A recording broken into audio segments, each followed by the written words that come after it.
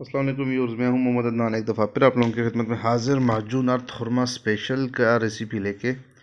तो इसको कैसे तैयार करते हैं, इसके फ़ायदे क्या हैं, ये आप स्क्रीन पर मुलाज़ा कर सकते हैं। आते हैं तैयारी की तरफ। सबसे पहले इसमें जो आपके पास आइटम है वो है छुहारे, जो इसके नाम से भी मौसूम है खुरमा। ठीक है, गुठली निकाल के इसका वज़न आपके पास होना चाहिए 250 ग्राम। ठीक है, इसके बाद जो आइटम है वो है सिंगाड़ा। लकीली मुझे इसका पाउडर मिल गया।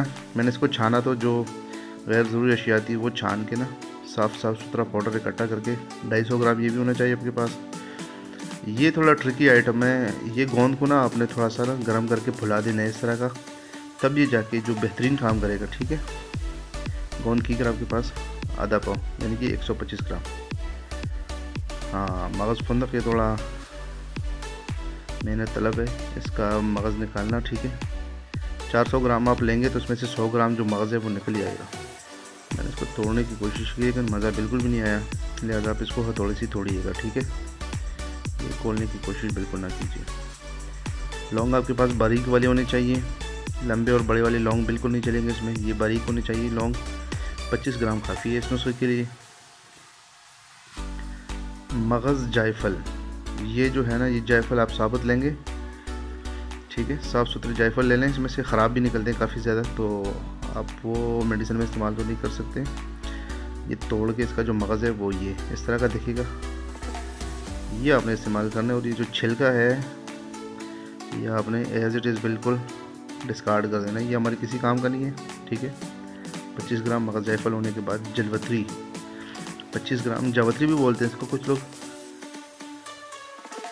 पहचान कर लें, बहुत ईजी है।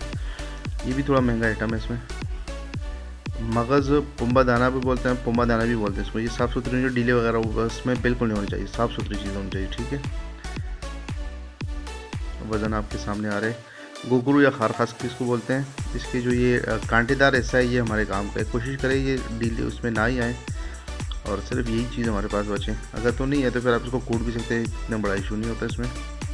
अकर हाँ, ये जेन्युइन होना चाहिए, बिल्कुल भी जेन्युइन। इसमें क्वालिटी के ऊपर कोई कंप्रोमाइज़ नहीं होना चाहिए। ये अगर आप ज़बान की टिप पे लगाएंगे ना तो ये थोड़ा सा ऐसा लगेगा जैसे आपने 1.5 वोल्ट का जो सेल है वो ज़बान के साथ लगा दिया है, थोड़ा सा करंट फील होगा, तो इसका मतलब है ये ओरिजिनल है। वैसे तो ये लोग इसके चक्कर में मूंगफली की जड़ भी पकड़ा देते हैं। ठीक है, नागरमोता 25 ग्राम होना चाहिए आपके पास। चेक कर ले, पहचान बनाए इसकी। ये महंगा आइटम नहीं है बिल्कुल भी, ये चेक करें इसको। ठीक है, इसके बाद जो हमारे पास आइटम आ रहा है वो है कुश्ते कली 12 ग्राम। ये मसाले और इसके इर्द गिर्द की जितनी भी चीज़ें हैं उसमें बहुत ज़्यादा बेहतरीन काम करते हैं। मगज़ बादाम आपके पास होने चाहिए, ऑयली बादाम, ऑयली, कोशिश करें ऑयली बादाम रखें इसमें, ज़्यादा महंगे वाले और अमेरिकन बादाम के चक्कर में ना पड़े। वही बादाम यूज़ करें जो जिसमें ऑयल ज़्यादा हो। ठीक है, ये सारा हमने मिक्स कर दिया। अब हम इसको ग्राइंड करेंगे जनाब इसके अंदर। ठीक है, हल्का फुल्का पल्सेस देके ग्राइंड मारनी है इसकी, क्योंकि इसके अंदर बादाम यूज़ हुआ है। ये इसकी फ़ाइनल शेप आपके पास इस तरह आएगी। मेरी रिकमेंडेशन यही है कि आप मगज़ बादाम बाहर कूट के इसके अंदर ऐड करें बनिस्बत इसको ग्राइंड करने के इसके साथ ही। ठीक है, लेकिन अगर आपको मसला आ रहा है तो फिर आप इसको ग्राइंड भी कर सकते हैं हल्के हल्के पर, पाउडर गर्म ना होने पाए। शायद मैंने इसमें 2 किलो यूज़ किया है, लेकिन मैं रिकमेंड करूँगा कि आप इसके अंदर जितना पाउडर है आप इसमें 3 किलो शहद यूज़ करें, क्योंकि ये थोड़े बाद में ना सॉलिडिफाई हो जाता है। तो अगर आपको 2.5 किलो भी यूज़ कर सकते हैं, 3 किलो भी यूज़ कर सकते हैं। एक छोटा चम्मच नीम का दूध के साथ सुबह शाम ले सकते हैं आप इसको, और जो इसके रिज़ल्ट है वो आउटस्टैंडिंग है। जितने लोगों ने भी इस्तेमाल किए दुआएँ भी देंगे इंशाल्लाह आपको, और खिदमत भी करेंगे, और आप इस चीज़ को ना जारी रखें, सदक़े के तौर पर जारी रखें इसको, उम्मत मुस्लिमा का फ़ायदा होगा। अल्लाह हाफ़िज़, अस्सलाम वालेकुम।